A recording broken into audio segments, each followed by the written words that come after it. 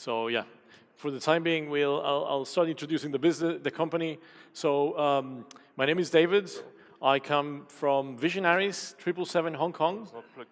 So we've got a company with two more business partners, Nico and Frantz, and we've been working mainly in the automotive industry with the Nissan-Renault Alliance, with the luxury brand Mitsubishi, Infiniti, sorry, and BMW in Germany, and we've also been working with suppliers in the automotive industry, like Brose and Osram. And I will now let Frantz introduce himself. Hi, yeah, so my name is Frantz. So I'm an interaction designer. That's my background. I used to work at Lego several years ago in the R&D department, bridging the physical and the digital with augmented reality. And then we started to create our own company, Visionaries 777, the three of us, and been working in many different industries. And recently, we've been working on focusing on automotive industry. So one of the things that we'd like to showcase today is why do we use Unity as a very versatile platform for us to deploy all of the experiences that we develop for our customers. This image would explain it very graphically how by working with Unity we can actually deploy into a wide range of hardware, and this is very important because we really need to be able to cater to the needs of the different stakeholders of the industry. This is a few of the companies we've worked with, and as I was mentioning before, we work both with the auto manufacturers and suppliers in the automotive industry. The first car brand that we worked with is W Motors from the Lycan car from W Motors in Dubai. What we did for them was a configurator that was used in multiple scenarios, both a touchscreen configurator, iPad, iPhone, VR, and you have to understand that this was nearly 4 years ago. So 4 years ago, it was extremely innovative, and I think I will let Frantz explain a bit of how the whole thing was achieved. Yes, so basically this Lycan Hypersport is a supercar, really expensive car. They have limited editions, and the way they used to present the car was with a PDF brochure, very traditional. And you can see that you can actually select many different colors from the body. You have carbon fibers, you have calipers with different colors, and they really needed a visualization tool to be able to show the client how the car is going to look like, how they can customize it and see it. So you can see on the left and on the right side the exterior and the interior. This was running on an iPad, but we also had a high-end PC version. And back in 2016, we still had to optimize a lot the 3D assets in order to make it run seamlessly on an iPad with beautiful graphics. Yeah. So there are a lot of optimization tricks here and there to make the car look beautiful and run seamlessly. So though during the presentation, most of the examples that you're going to see are based on things that we can actually publish, and they're based on the marketing side. However, our key aim within the automotive industry is to figure out what is the use of XR technologies within the designing of the vehicle, the production of the vehicle, marketing of the vehicle, and maintenance of the vehicle. We believe that the ecosystem is going to benefit vastly by having interactive technologies. So once again, you'll see more of the examples on the marketing side, but bear in mind, we simply cannot show more of the confidential things that we've been working on in other departments. And this is another example that we developed, part of the digitalization strategy on how to virtualize a showroom for W Motors, and it was based on a HTC experience, yeah, I think. so it was a VR solution, virtual showroom for Iconic and W Motors. They are sister brands. And the idea was that when they display the cars on trade shows, the general audience cannot go inside the car because they are so unique that they only accept VIP people to go inside. So the only way to bring people inside was to do it virtually. So here we had a virtual reality experience where people can change different colors, go inside the car, change the trims, try the steering wheel and so on. So for them, it was really, really valuable to let the people experience the car from inside out. And so the versatility of Unity here, of course, was that we could move on from creating an iPad configurator, translate it into a virtual VR configurator, and then a touchscreen, and then it evolved into multiple things. So we'll see another example next of the AR kit. Yeah, maybe you can Exactly. explain. So after ARKit has been announced and released by Apple, we quickly adopted this technology and created a component inside the applications we already developed, where you could launch an augmented reality experience to visualize the car life size in the street and still change the different colors. So you can see here we place the car and we use the light estimations and we capture the reflections to make the car more integrated in the actual lighting. And we could do several things such as opening the doors, opening the trunk, opening the hood, looking at the rims, changing all the colors. So you need to understand, for us, this was a big achievement, because when I met Nico and Frantz more than 10 years ago, my business partners were already working with augmented reality. Augmented reality 10 years ago was based on a computer with a camera. Now, at this stage, where we were able to do augmented reality with a phone, it was a very big step for us. And so you're looking at a pioneer really on augmented reality, and for us, it's always been very interesting to investigate how can we push the limits of the hardware that is available out there, and not specifically the more advanced hardware that sometimes is expensive, but something generic like an Android or an iOS phone. So the great thing here is that anyone with a smartphone can actually download and try this experience. It's actually available on the App Store if you search for W Motors, so you can try it yourself. Moving on, we started to partner with Vuforia, so we are a preferred partner of Vuforia, and we got access to their latest SDK technologies, latest advancements.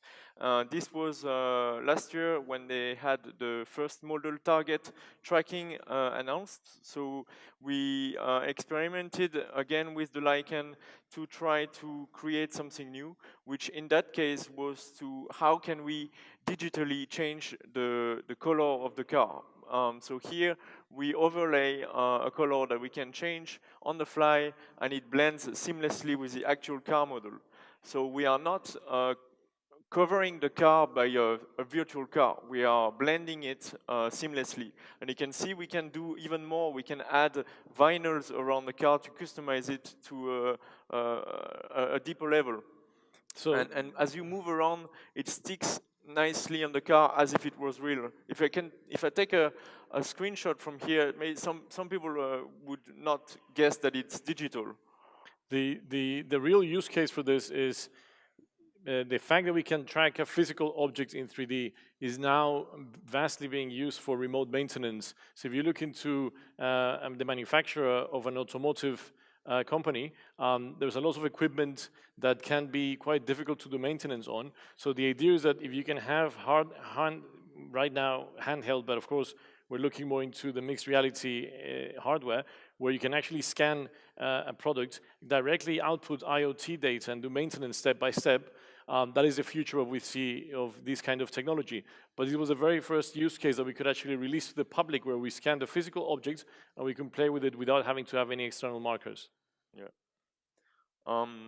Another example, not using augmented reality, but in this case virtual reality for one of our customers, BMW.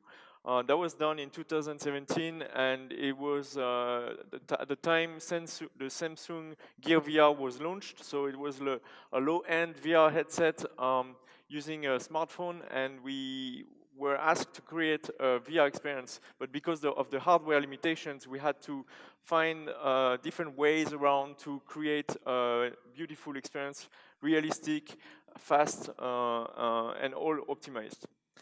So you can see here in action on the left and on the right that we can pick different cars and we can have a virtual drive, test drive of the car inside, and we have a city that you can see 360 degree inside the car.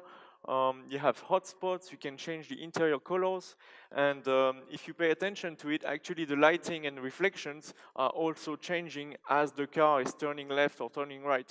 It's not a simple picture. So I will detail afterwards how this has been achieved. So we took advantage of one of the assets on the asset store called 360 Panorama Capture. It's a free asset, but we had to modify it to export different stereo equireticular images in different channels. We have diffuse, smoothness, reflective, emissive, and normals. And so for the interior, we exported those different channels. So here you can see the first one, the diffuse color map with alpha channel. We have reflective map. We have an emissive map for all the buttons, the light ups, and also the interior ambient lighting. We have a smoothness map. We have the normal map. And the last one is basically to save memory. We combined 2, 3, and 4, so the reflective map, the emissive map, and the smoothness map together with RGB to save texture space. We had to do the same with the steering wheel, but the steering wheel had to be independent. We had to crop the image so that the steering wheel could turn. Because the whole idea would be like, you could do the same with rendering a 4K video, but it would be very heavy and it would not be interactive.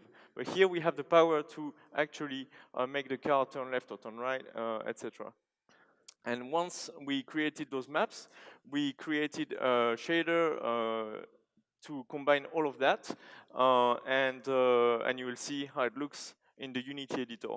So here it's like we use a simple sphere model. You can see how the textures are applied, and as the light is changing, so we have an animation and the directional light is moving, and you can see how the lighting inside the car is actually changing when the car turns to the right. It's like creating different variations. So this makes it highly realistic for low-end devices. And so the reason why, from a business perspective, this project was very important, and we want to show you some of this, is because Unity allows us now to have provide software to the customer depending on the necessity and the complexity. So in this case, we knew that the requirement was to have a VR experience for dealerships worldwide. But if you do this with a very high complex system like an HTC or an Oculus Rift where you need a computer attached to it, it may be quite expensive. Dealers maybe don't want to spend too much money on this, as opposed to this kind of solution where it's all running on a Samsung phone with a Samsung VR. It's hardware that anyone can buy pretty much in any country, and that's why we have to be able to cater to all of these needs depending on what the customer is looking for. So Osram is a very interesting example. Osram is a semiconductor. Osram Semiconductors, they are known for the lighting side, but they also make these tiny components. So these are the components used in many cars for gesture recognition, LiDAR systems, infrared. And so one of the things that the challenges is that when you have highly complex technologies to explain, it is sometimes difficult to understand what is the benefits of the technology by just looking at this. So if I were to show you guys this tiny component, it may be difficult for you to understand what this thing does. And so what we did was we recreated a technical brochure using Unity so that anyone can understand, whether it's an engineering level or the people who sometimes make decisions that may not be too deep into the topic should be able to understand the whole experience. Yes, so as David was saying, we digitalize all the brochure traditional marketing materials into an app running on an iPad, and this is the result. So we have this autonomous car concept with all different features inside and outside, and we can dive in each feature. So here it's talking about the headlights. So it's the scenario, step-by-step, interactive, where you can look at how it behaves. So here it's showing how the headlights behave in different city environments. So when it goes into a turn, then it's activating something called cornering lighting. And then if it goes to a highway, you have a higher range. And at any point of time, you can dive into the headlights and dive into the actual components. And this is already a 2-year-old project.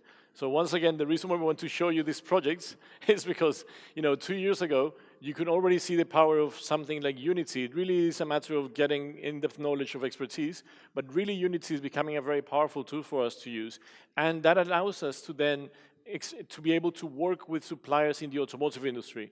Well, generally, this kind of software was primarily used by companies like BMW, Daimler, Mercedes, GM. Now you can see suppliers like Brose, Osram, and others like Continental using this kind of software. And we believe that is going to be very interesting, because if we can push the use of this software throughout the whole industry, both the manufacturers and the suppliers, we definitely believe that we can accelerate the use of this kind of XR technologies in different departments besides the marketing department within these automakers.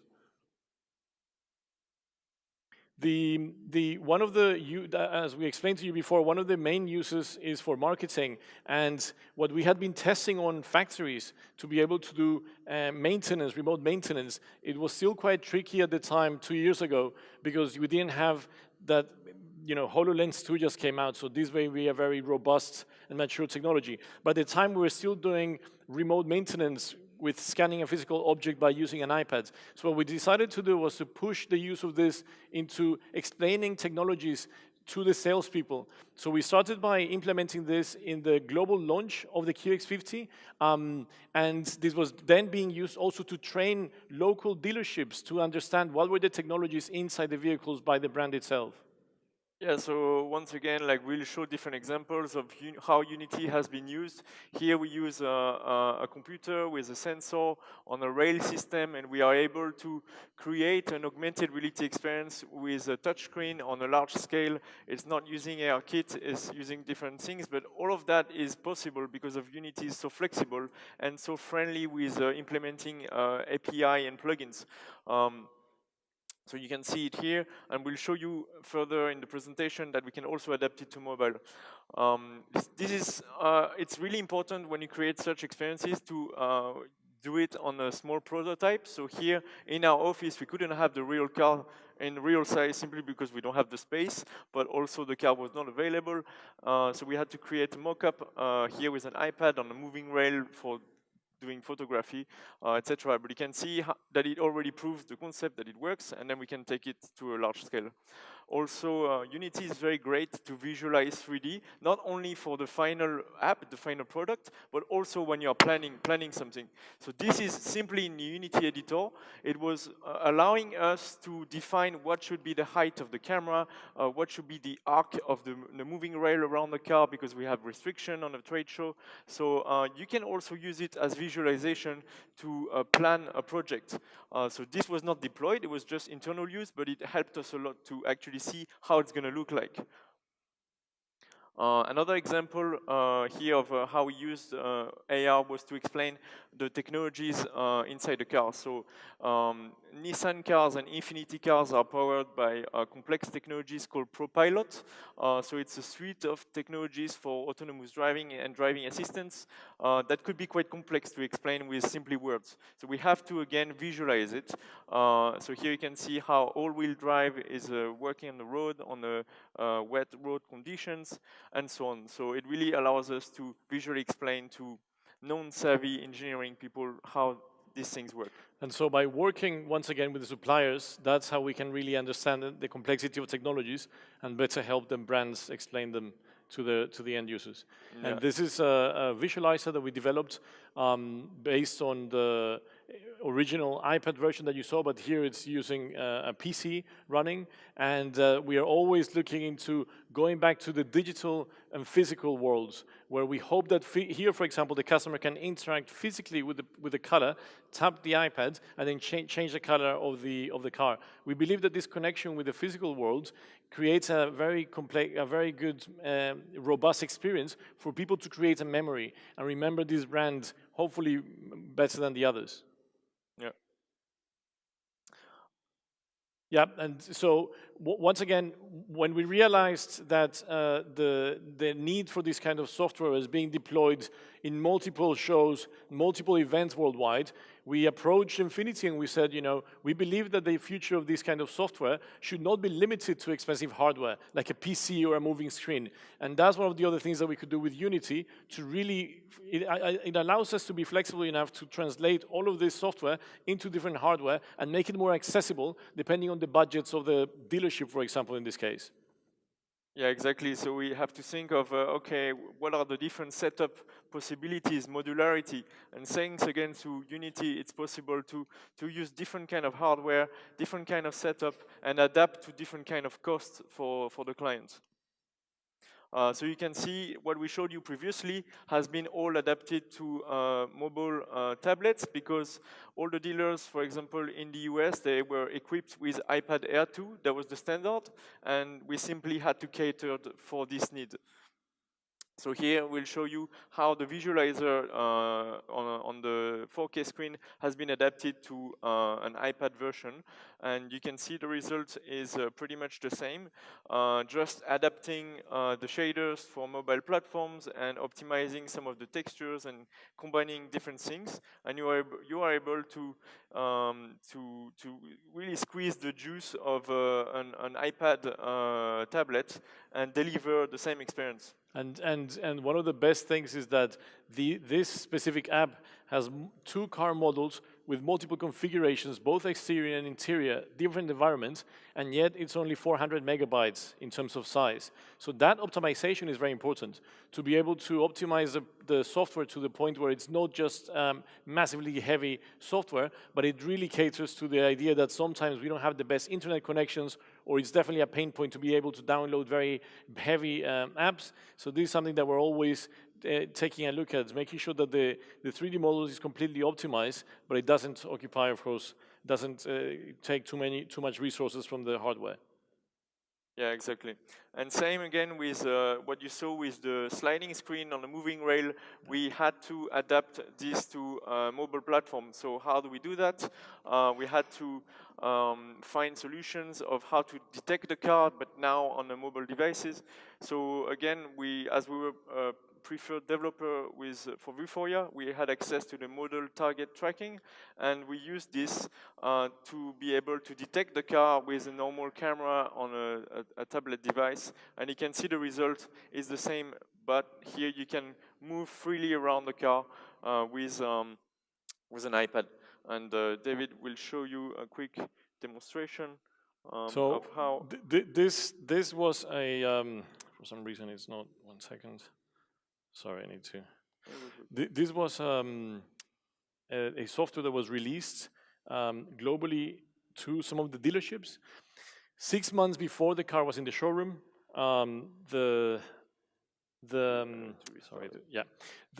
6 months before the car was in the showroom, the dealerships got access to this software, and they could use a smaller version, a model version of the car, to be able to have the same effect. And so now you will see here how it works in a second. But the idea is that it makes it very easy for anyone to use this kind of X-ray technologies, what we call X-ray, by just having a generic iPad. So here you can see the engine inside the vehicle. Here you can see the chassis.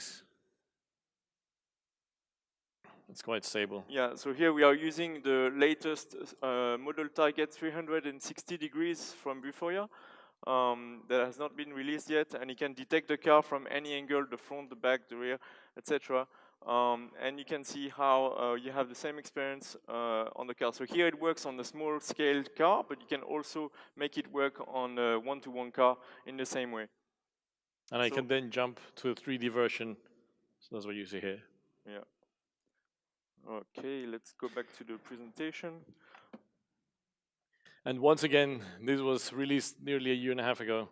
So yeah, it's definitely been growing since then, the usability of this software. And so one of the challenge that we had to do, like a lot of times you see augmented reality where the AR content is poorly overlaid onto the real object. We believe that integrating the AR content is really important to create this illusion of is it there, it needs to be integrated. So when you look at this, these are actual mock-ups created digitally on Photoshop or whatnot, and they look beautiful, but it could be challenging to make this look and feel in augmented reality. So we had to come up with some solutions in Unity to make this work. So we basically use different cameras in Unity with different layers, so you can see you have the base camera layer, you have the AR camera layer with the seats, but it doesn't look integrated inside the car, then we use some mask with a gradient in order to fade this, to make it look like it's integrated inside the car. So when you look at the final image, it looks like it's nicely blended inside. It doesn't, because otherwise it would look sticking out, like it's quite difficult. So yeah, and you can see the final result here, how the seats are faded on the edge, the steel frame is also faded on the edge, so this makes it more believable. And so one of the things that we spend a lot of time doing is that physical interaction with the product. Which is no good if us working with AR every day know how to use this kind of software. It has to be extremely intuitive and very easy for anyone to use. And that feedback we get a lot from our customers. So we make sure they get an early access to this. We test it with them. And it's of course, not always the ideal scenario because we need to release these things quite quickly, and once things work, they want more and more. But it's definitely something that we pay attention a lot. Learning from the experience that Nico and Frantz had working with Lego and working with children, we're always thinking, how can we improve experiences so that they become more human? Yeah, this was something that we released at the Detroit Motor Show. The idea was here to somehow communicate the idea that it was a more futuristic approach that Infiniti is having now with all their new vehicles. We worked with a company that we met in Silicon Valley. They do holographic panels. And the whole thing was working with leap motion, yeah. Right? Leap motion and face tracking. I think maybe you can play is there a video on this one? Yeah. So yeah, exactly. So here you are able to interact with the display using hand gestures interactions. And as David said, it's a holographic display, so you can see a volumetric image when you look at it, and you can see it from different angles. You don't have to be perfectly aligned with it. The display is called Looking Glass. It's pretty good, and you can get a volumetric image of the car. So this allowed us to showcase again their different technologies and how it works, and tell a story all around that. And here we were able to use face scanning technology to digitalize each user inside a car. So with a simple RGB picture, we could digitalize yourself inside a car. Many of the things that we learn on the marketing side, once again, we are really trying to apply this to different departments inside the organization. And this is one of the things that we're having most fun with. What is the next step in terms of these kind of tools to being used as tools and not just as campaigns, that sometimes we see them being used as a monthly campaign or a seasonal campaign, but we are getting there. As the hardware keeps getting more and more mature, we believe that we are getting closer to convincing our customers to deploy this kind of hardware. So unfortunately we cannot show some of this, but for example I can tell you that we are soon to be testing remote maintenance solutions in garages with the use of smart mixed reality headsets. And this is, we're talking about like 6,000 mechanics around the world using these kind of solutions. There are many hurdles that we need to overcome, but eventually we believe that if we start earlier working with our customers, they should be able to deploy this in the long term once the hardware is cheaper and the solution is perfect. Yeah, and on the visual aspect, so we still have to always improve the graphics to cater for the latest rendering capabilities, and obviously Unity HDRB came out, so and we tested how can we bring our visualization to the next level, and this is a quick experiment that we did when HDRB has been released. So we took the previous visualizer that you saw and changed the whole shader system to the new HDRP shaders, and this is the result, and we're quite happy with it. So now we are trying to see whether we can deploy it in the showrooms with Infiniti. But this gives us really like it starts to really like become really realistic, and it compare with CGI static images. This has a lot more powerful impact when you can on the fly change all different colors. On the fly, yeah.